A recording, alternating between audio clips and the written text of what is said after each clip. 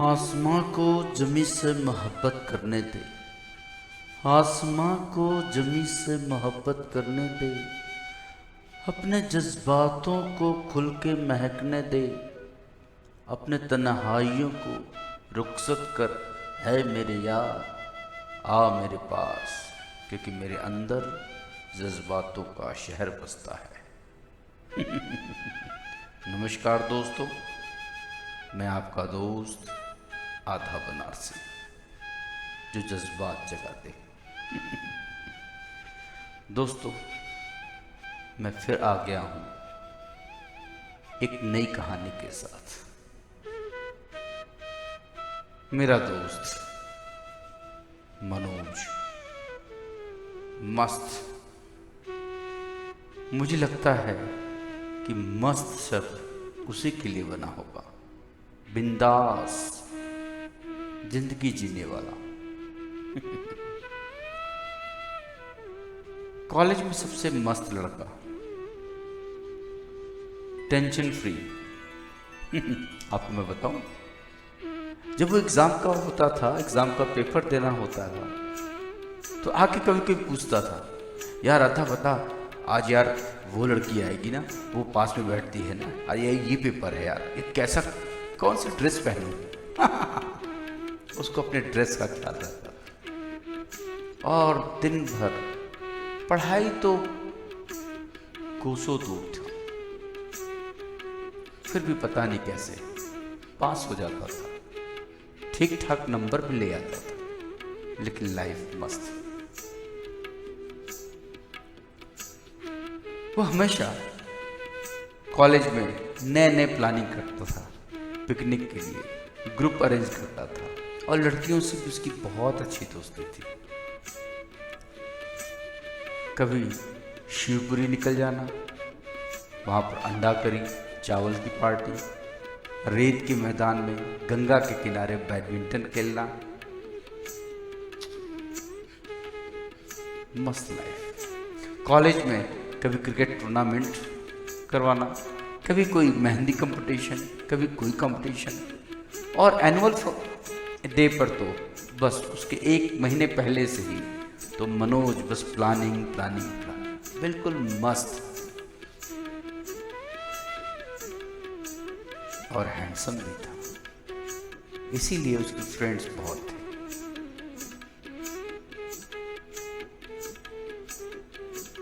उसी दौरान हमारे ग्रुप में एक लड़की शामिल हुई, संगीता। कॉमर्स की बहुत ही सुंदर लड़की।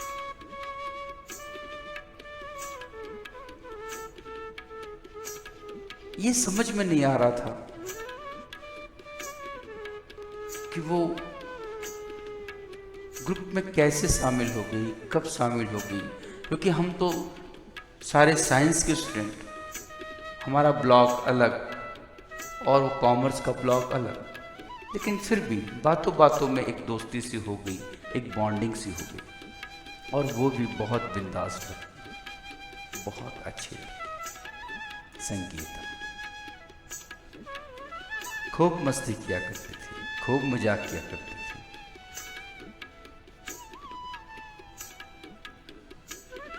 हम साथ में खूब बातें किया करते थे, ग्रुप में कभी मैदान में बैठ कर के। दरअसल हमारा 5 लड़कों का ही ग्रुप था, उसमें लड़कियां भी आकर के बैठती थी अपने क्लास की, या कभी किसी और ग्रुप की आकर कभी बैठ जाती थी बातों बातों में, लेकिन वो स्पेशली रेगुलर कॉमर्स में कम रहती थी और साइंस में ज़्यादा। उसको सारा टाइम टेबल मालूम था कि कब हम लोग फ्री होते हैं, कब क्लास नहीं करते हैं, और कब क्लास बंक करते हैं, सब पता होता था।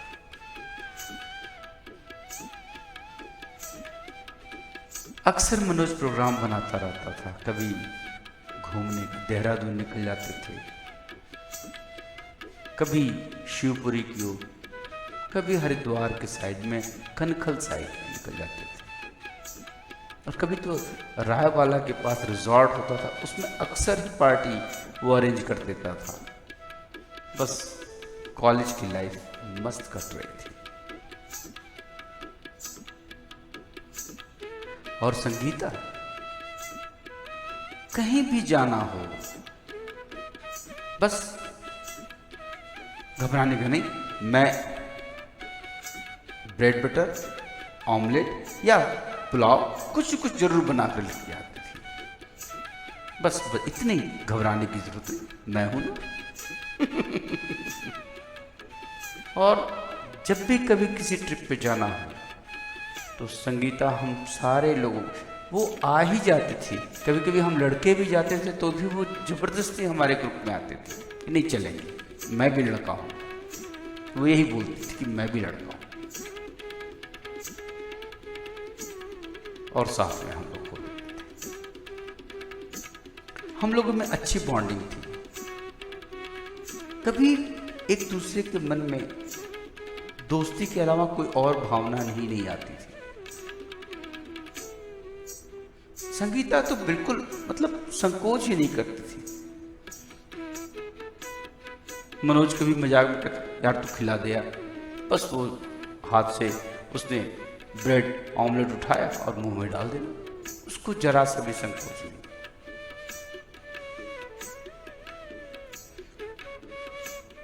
बहुत अच्छी दोस्ती निभ रही थी। और हमारे ग्रुप में किसी को भी पता नहीं, लेकिन पता नहीं क्यों धीरे धीरे, और शायद पहले से ही, और शायद वो इसी वजह से आई ही कि वो मनोज से प्यार करती थी। और हम लोग को एहसास तक नहीं होता था, क्योंकि हम सभी से एक जैसे ही बात करते थे, बिल्कुल खुल करके दोस्तों की तरह।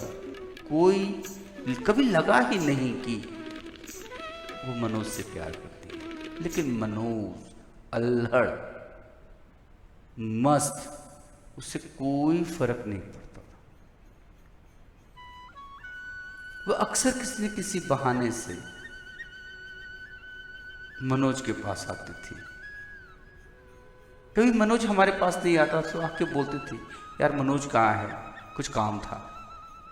हम लोग कैजुअल लेते थे, ठीक है कोई काम होगा। इसी तरीके से हम लोग पिकनिक, घूमना फिरना करते करते दिन बीत रहा था। मनोज ने एक कंप्यूटर इंस्टीट्यूट हुआ करता था, काफी फेमस, उसमें एडमिशन लिया कुछ कंप्यूटर प्रोग्रामिंग सीखने के लिए। अगले दिन उसने भी एडमिशन ले लिया। और वहां पर मैं पहले से ही था, मैं 6 महीने पहले से ही कोर्स कर रहा था। और मेरी वजह से ही मनोज आया, और जिस दिन मनोज आया उसके अगले दिन संगीता भी आ गई, और दोनों प्रोग्रामिंग सीखने लगे। साथ साथ में प्रोग्राम भी बनाने लगे। लेकिन फिर भी मनोज को कोई एहसास नहीं। मनोज तो पता नहीं कैसा दिमाग से, वो बस मस्त, किसी बात को खूब मस्ती करता था। शायद उसको प्यार शब्द का एहसास ही नहीं था। और ये चीज तो हम लोगों में भी नहीं थी, क्योंकि हम लोग का बस ऐसे बिंदास ग्रुप था। और वैसे भी लड़कियों से बहुत ही कम बात करते थे। इस संगीता पता नहीं क्यों इतनी बॉन्डिंग हो गई, वो बात करने लगी।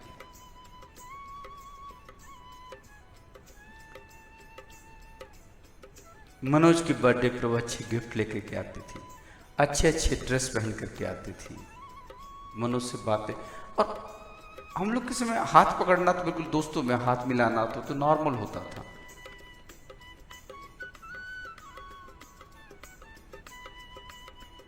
इसी तरीके से दिन बीतता गया, हम लोग साथ साथ में। कई बार हमें थोड़ा सा लगा कि, क्योंकि अक्सर मैं देखता था कि अगर हम लोग कहीं दूर होते थे और वो कहीं अलग बैठी होती थी, तो उसका ध्यान हमेशा मनोज की तरफ होता था। मनोज कोई खेल रहा है या कुछ काम कर रहा है, वो ध्यान, उसकी नज़रें कभी कभी लगता था। लेकिन फिर हम सोचते थे कि चलो ऐसे ही होगा यार।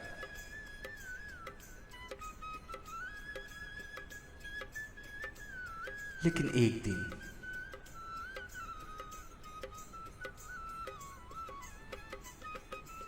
बहुत करते करते बहुत दिन बीत गए, लगभग 7-8 महीने। एग्ज़ाम भी नज़दीक आने लगा था। हम लोग का घूमना फिरना बंद हो गया था। शायद अब मुलाकात कम होती थी हम लोगों में, क्योंकि सभी एग्ज़ाम की तैयारी में लग गए थे। एक दिन वो मेरे घर आ गई।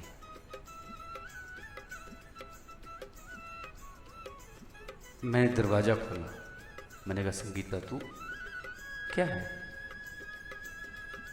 क्या यार मनोज आजकल नहीं दिखाई देता है?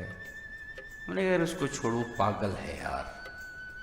वो कहाँ होता है, कब होता है, कैसे होता है, कुछ भी पता नहीं। और अभी अभी मन में ही सोचो ना कि कुछ प्रोग्राम बनाना है, पिकनिक कहीं घूमने जाना, तो वो तुरंत हाजिर हो जाएगा। पता नहीं कहाँ से हाजिर हो जाएगा। नहीं यार, मिलना था उसको। संगीता, तेरी आंख में आंसू? नहीं, बस ऐसे ही। क्यों? तू नहीं समझेगा। क्या समझना है? बस छोड़ जाने दे। बस मिलना था, वो बहुत दिन हो गए। कहीं घूमने का भी प्रोग्राम नहीं बना। मैं बोर हो जाती हूँ घर पे। कोई नहीं, चलते हैं साथ में। उसका घर मेरे घर से बहुत दूर नहीं था, मुश्किल से 1 किलोमीटर। मैंने कहा, चल पैदल ही चलते हैं, टहलाते हैं। मुझे भी काफ़ी बैठे बैठे घर में पढ़ाई करते बोर हो गया था। चलते हैं। और हम लोग साथ साथ में मनोज के घर निकल लिए। मनोज बाहर आया। अरे यार अद्धा, अबे साले तू सब तो पढ़ने में बिजी रहता है, इसलिए मैंने कहा कि भाई पढ़ने वाले लोगों को क्यों डिस्टर्ब करना। हमके क्या, भाई डिस्टर्ब कर लिया कर। तेरे डिस्टर्ब करने से मेरी पढ़ाई डिस्टर्ब नहीं होती है। अबे संगीता, तू ये अद्धा के साथ क्या कर रही है? हम कि वो अद्धा के साथ नहीं कर रही है, वो तेरे से मिलने आई है। अच्छा, क्यों? अबे क्यों क्या?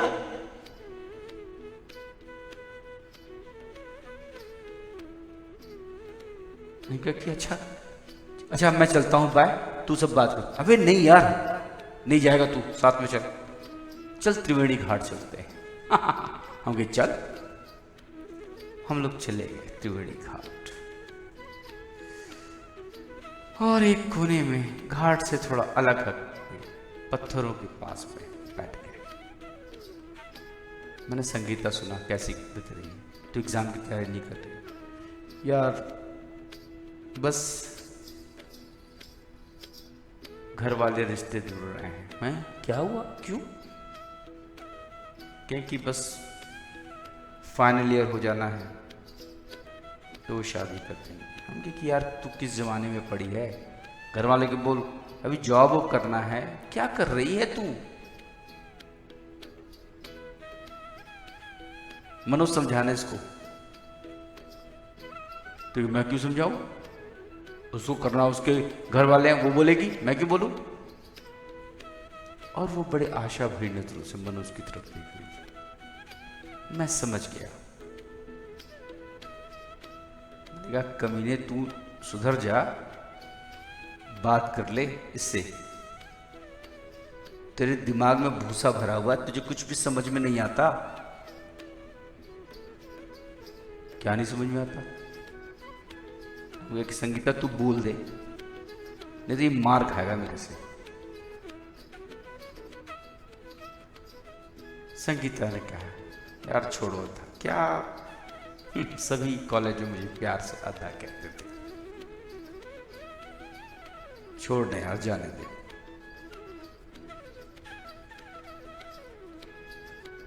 हम कि चल यार कुछ खाते पीते हैं, बहुत दिन हो गए जो है।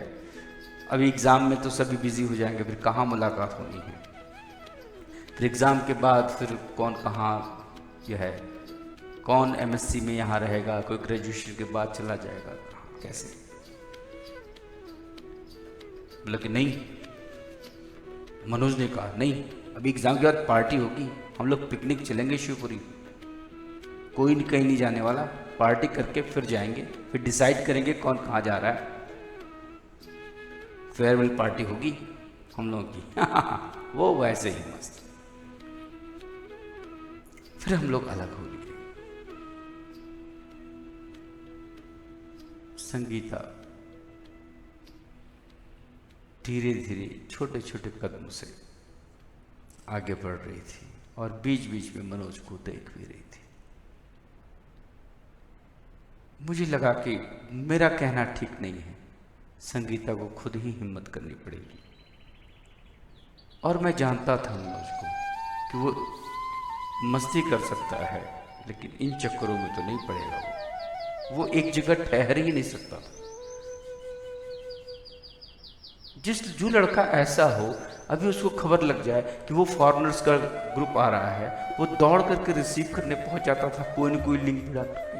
फिर 2-3 दिन फॉरेनर्स को, लड़गर्ल्स को लेकर के घूमना फिरना, ऋषिकेश की सैर कराना। तो वो लेकिन हाँ, क्या कहूं, संगीता भी पागल थी। उसी तरह से एग्जाम बीता। एग्जाम के बाद हम लोगों ने पिकनिक अरेंज किया, गए, खूब मस्ती किए, खूब मजे किए शिवपुरी में, सभी एक दूसरे के साथ बहुत अच्छे से। और उस ग्रुप में अंतिम पिकनिक तो पूरा क्लास ही लगभग गया था। हाँ, एक लड़की कॉमर्स की थी, संगीत।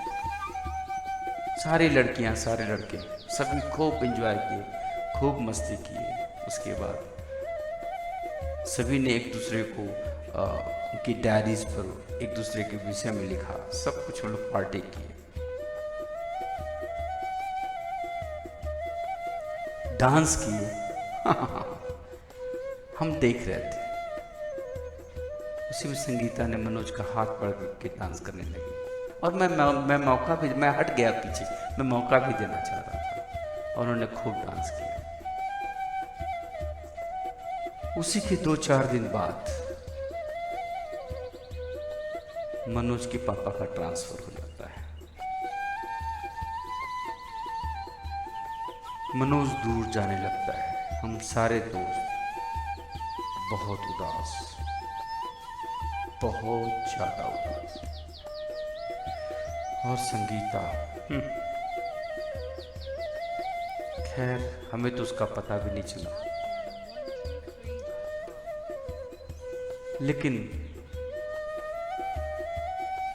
जिस दिन मनोज का सामान शिफ्ट हो रहा था, उस दिन वो सुबह सुबह आ गई मेरे घर पे।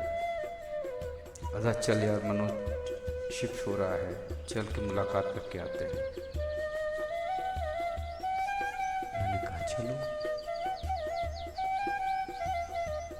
और हाथों में कुछ उसने बड़ा सा ले रखा था। मनोज के घर गए। मनोज शिफ्ट में, यार अदा तेरी बहुत याद आएगी। संगीती ने कहा मेरी याद नहीं है कि? मनोज, अरे यार छोड़ ना, तुझे कौन बोल रहा है, तू तो मेरी सबसे अच्छी दोस्त है। और ये कहते ही जैसे मनोज ने ये कहा, संगीता के आंख में आंसू आ गए, आंसू छलक गए और उसने उसको छुपाते हुए जल्दी से एक बड़ा सा फोटो फ्रेम उसको दिया, राधा और कृष्ण का। राधा और कृष्ण बांसुरी बजाते हुए और राधा उनके गले में हाथ डाल करके कंधे पर सर रख के खड़ी हुई, राधा कृष्ण। और उसमें आश्चर्य भी लगा, जो राधा थी उसका चेहरा संगीता की तरह मिल रहा था और जो कृष्ण थे वो मनोज से चेहरा मिल रहा था। लेकिन वो गधा मनोज उसको भी नहीं पहचान पाया कि किसका चेहरा बना हुआ मुझे साफ साफ नजर आ रहा था। मेरे आंख में भी आंसू आ गए कि प्यार का इजहार हो रहा है वो तब जब दोनों बिछड़ रहे हैं। फिर मनोज शिफ्ट हो गया किसी दूसरे शहर में और संगीता अलग, अकेली, उदास। मैंने सुना ग्रेजुएशन के बाद उसने शादी भी कर लिया।